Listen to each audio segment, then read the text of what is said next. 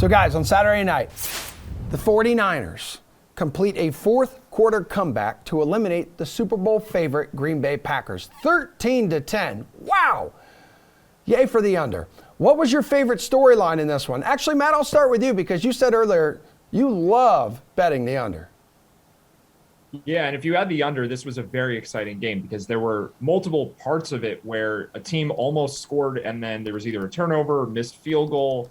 And then it was so far below the total by the time we got the blocked punt for a touchdown, it didn't even matter if you had bet the under because, we have NFL overtime rules, not college overtime rules. There's no way you're going to end up with a 10-10 game turning into whatever it could be in college, like 31-28 or something. But yeah, the thing that jumps out to me from this game is just, again, the strangeness of football, that you can have a game where it should be decided by the quarterbacks and the receivers and running backs, the defense, the lines, whatever, like the players that are on the field most of the game. And then special teams makes this one play and it swings everything. And the game is determined by players who spend the vast majority of the game on the bench. It's just, I'm not saying it's a good or a bad thing. It's just very weird that football works this way. And it clearly decided the entire game.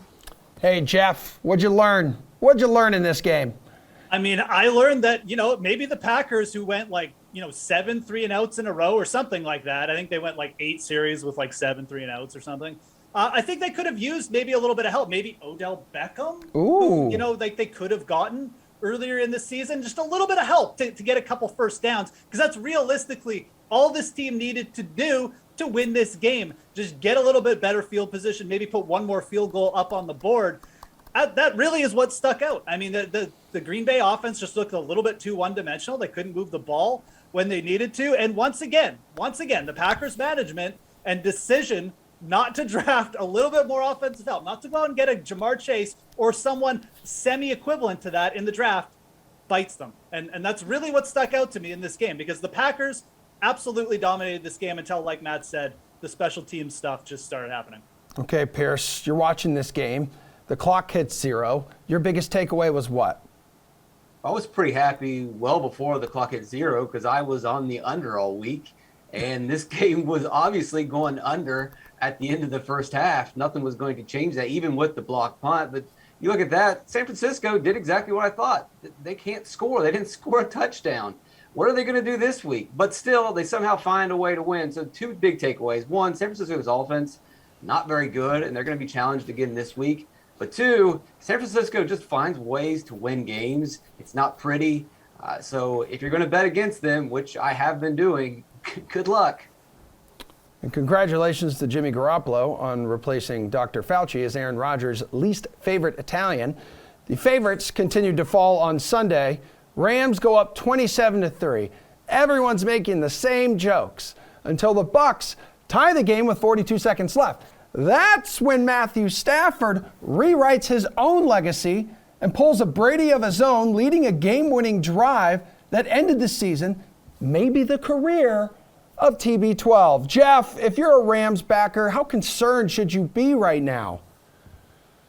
I mean, you should be concerned. This is what this team does under Sean McVay. They're not good at closing out games. The Rams are they're like the Ferrari. When the Ferrari's running great, it's smooth sailing. They're up by 14. The other team kind of gives up. When the game gets close, this team, I mean, we've seen it at multiple times with Sean McVay. I mean, they don't close things out well. We saw it even in the Super Bowl a couple years ago against the Patriots. It's just not the kind of game that Sean McVay necessarily is good at managing. And I think it's going to be a factor this week because guess what? Kyle Shanahan is very good at managing those types of games, and we saw it last week. McVay 6-0 against Sean McVay in their last 6 meetings. Pretty much all you need to know about the way these two teams operate. I think the Rams are the more talented team, absolutely. But man, this game, it should be a bit of a red, a warning signal for the Rams. Maybe they get it together and they figure things out this week. But yeah, it was. I mean, to allow that much of a comeback in that spot, it's concerning. And now, Matt, with the 49ers coming to town, their season sweep of the Rams, that included a 27-24 win at SoFi, back in Week 18. That clinched the 49ers playoff berth. And in that game, just like many other teams this year, they had no answer for Deebo Samuel. Yeah, I think that 49ers are a really good team. And for that reason, I'd be concerned rooting for the Rams. But there's nothing that happened in the Rams-Bucs game that I'm specifically concerned about. I actually think a lot of what went wrong for the Rams was entirely fluky. Like there are things that you just don't expect to happen, and it's not coaching, it's not the quarterback. I mean, Cam Akers fumbled twice in pivotal spots, and we had a play where the center snapped the ball over Stafford's head, and Tampa Bay recovered all 3 of those fumbles, which in and of itself is a bit lucky too, right? Like sometimes you fumble, you just get it back. Josh Allen had the same thing happen in his game. So I think the Rams did get really unlucky, and despite all of that, when it mattered most, Cooper Kupp got open way downfield. They got a field goal attempt and they won the game because Cooper Kupp is the best player on the field, most likely. And the Rams just have so much talent. So there was nothing really that happened that I think is predictive. I think they just got pretty unlucky and they still won the game anyway. And Pearce, looking back at both these regular season meetings between them, like Jimmy G, he was steady in both games, but the 49ers offensive line did not allow Aaron Donald to take down Jimmy G in either matchup. Yeah, the story for me, and Matt says that they were just unlucky. I would say that they're inconsistent, and that's what the Rams have been all season. They just don't consistently execute, whether it's a fumble or not converting on third down. They have all the talent in the world. When you look on paper with the teams remaining, or even just the teams in the NFL, the Rams are one of the best.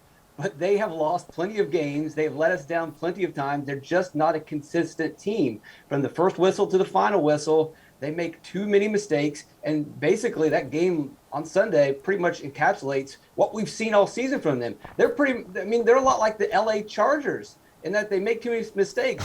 It's almost the same exact team, except they have a little bit better of a rush defense. They've got all the weapons. Sometimes they look like Super Bowl champs, and the other times you saw what happened last week when they tried to give the game away as many times as possible. And if you're going to face a San Francisco team that takes advantage of that, good luck. Pearce, was that the last game for Tom Brady? You think he's got a farewell tour in him? He's not done. He'll be back. I don't think he's ever going to retire. Geoff will be off this show before that happens.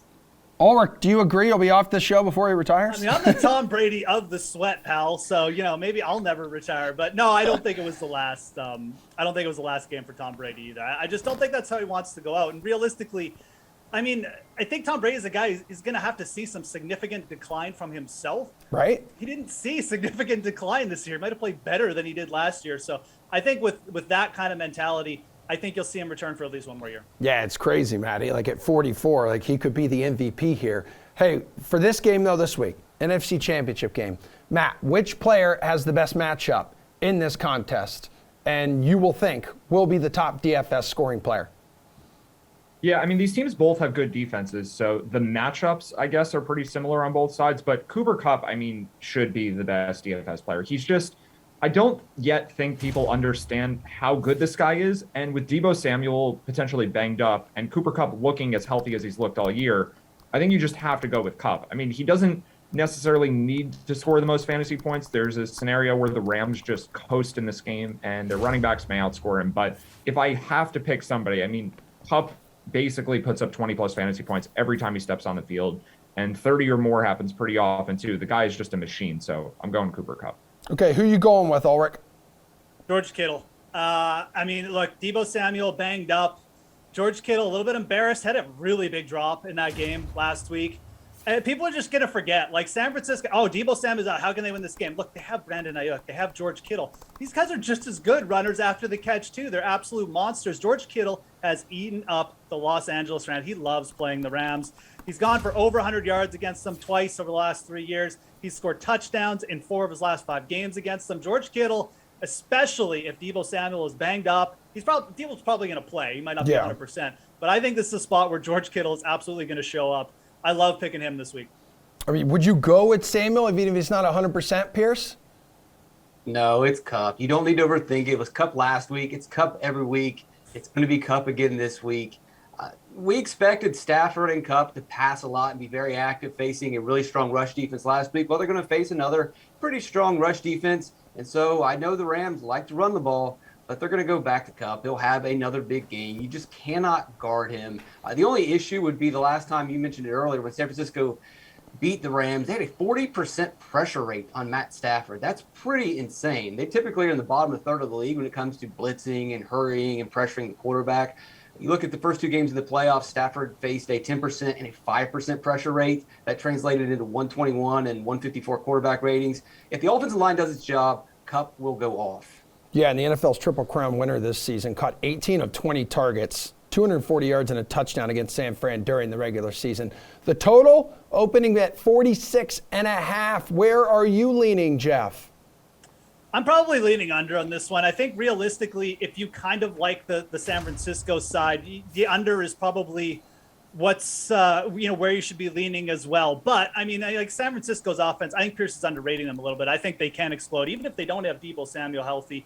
For the last 6 meetings, though, between these two teams have gone pretty well under this 46 total. So I think we have a little bit of history. This team's generally tend to play each other like a little bit, just like we don't get crazy shootouts between these two teams. At least we haven't in the past. Obviously, we don't want to just rely on recent history. It's the playoffs. Anything can happen. But with Deebo Samuel a little bit banged up, the San Francisco defense too playing well, and obviously like the Rams having a lot of talent, I think you'll just probably, there's a more likely scenario where we see a bit more of a defensive battle. San Francisco runs the ball a lot. They just eat up a lot of clock, and we just don't see as many points as probably people are hoping for. So I'm going to lean under. All right, Pearce, how you feel about this total?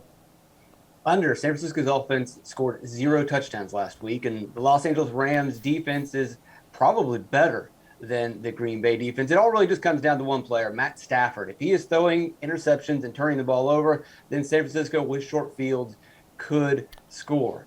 But if Stafford just doesn't make a bunch of mistakes, then I think that the Rams will get their points, but they haven't shown that they're going to completely just throttle teams. I think it stays under. Okay, well, Matty, San Fran's offense should be better, right? More favorable playing conditions? Yeah, so I kind of agree with what both these guys are saying, where just looking at this number, it feels like it's too low, but these teams do know each other very well, which I think could mean that it kind of negates some of the offensive explosiveness on both sides. And then we have offensive line injuries for both teams with Andrew Whitworth and Trent Williams. And personally, like, I don't know what the impact of that is really, but it seems like it's a bad thing. And it, at least if you like the over, it gives you reason to be concerned. So I think I'm leaning under, even though like my gut feeling is over, but I think I'm going to lean under just because of all of those circumstances going on.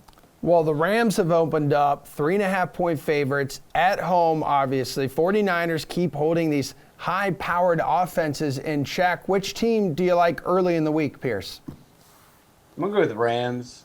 Betting against the 49ers has not worked out for me. Not only do they cover spreads, but they're winning outright. But on paper, they're the better team. If we could somehow separate the inconsistency of the Rams or bad luck, and then also on the other side, the luck of San Francisco, if we could take that out of the equation, then Los Angeles destroys San Francisco. So if for once San Francisco doesn't catch the breaks like a block punt for a touchdown, and the Rams don't just shoot themselves in the foot over and over and over, then the Rams should cruise to victory in this. 49ers have won the last 6 clashes between the two sides, Geoff. Yeah, I don't know why Pearce is harping on how bad the San Francisco offense has been. I mean, okay, they didn't play well last week, but prior to that, they'd scored 23 or more points in 8 of their last 9 games. So, I mean, I think this offense is very underrated, and I think Pearce kind of made the argument for me. San Francisco is just a better team. They're better coached. They're better at executing. And I think at some point in this game, the Rams will give them an opportunity. And again, like Deebo or no Deebo, I mean, I think that the 49ers have enough playmakers to make the Rams pay here. I think you wait till this line gets up to 4.5, because I think once people start to digest the fact Deebo's not going to be 100%, the Rams do have a lot of talent. I think this line will move, but man, I'm taking the 49ers. I really think this team is just a better, more well-coached team, and I think they'll execute again. Matty, is this another game to take the underdog, getting the points, and thinking they have a real chance to force Super Bowl 54 rematch? Yeah, the 49ers definitely have a real chance. I mean, I think the Rams ultimately win, but getting 3.5 points, like it seems a half point too high. Like, to me, these teams are very, very evenly matched, and home field advantage is not worth 3.5 points. These teams know each other well enough that it might even be worth a little bit less than it normally would be, but home field should be like 2 points or so. And I think like Rams winning by a field goal is a very, very realistic scenario. We saw every single game last week end by a field goal up until, well, I guess the Chiefs kind of ruined that when they tied it and scored a touchdown in overtime. But, you know, these games have all been close. I think we'll see that again. And getting 3.5 points with either team it's really useful. One thing I'll say here at the end is I think that the winner of this game has a much better chance than people are giving them credit for to go on and win the Super Bowl. I think both of these teams are really good.